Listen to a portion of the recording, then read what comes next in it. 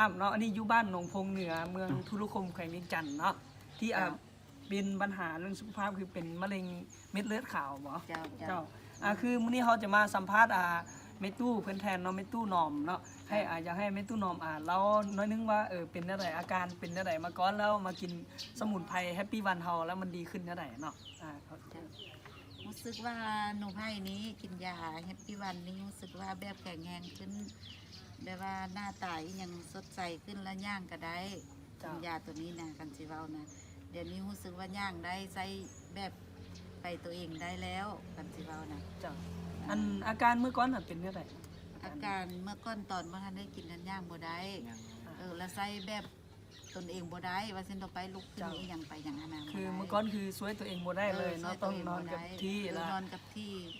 ก็สิไปเบาไปหยังก็แบบว่าได้ให้แม่ซอยว่าเส้นต่อไปให้คนอื่นซอยเนาะให้คนอื่นซอยเป็นโดยเป็นมานี่เป็นได้จักปีละเป็นโดนบันไดคันว่าเรื่องไปปัวก็เป็นโดนแล้วแหละตั้งคันสิว่าตาปัวมาตะไทยมาตอนปัวนี่ค่ะ3-4 ปีแล้วคันสิว่าเป็นตะน้อยเมื่อแหละแต่ว่าเขาปัวมาแล้วก็หาก็ว่ามากินตัวนี้เซาใส่ยาเคมีมาเส้นต่อไปแล้วมาใส่ยาตัวนี้ตอนกินยาเคมีตอนนี้นี่กินสมุนไพรแฮปปี้วันแล้วถือว่าดีขึ้นหลายเติบแล้วเนาะดีขึ้นหลายเติบแล้วมีแต่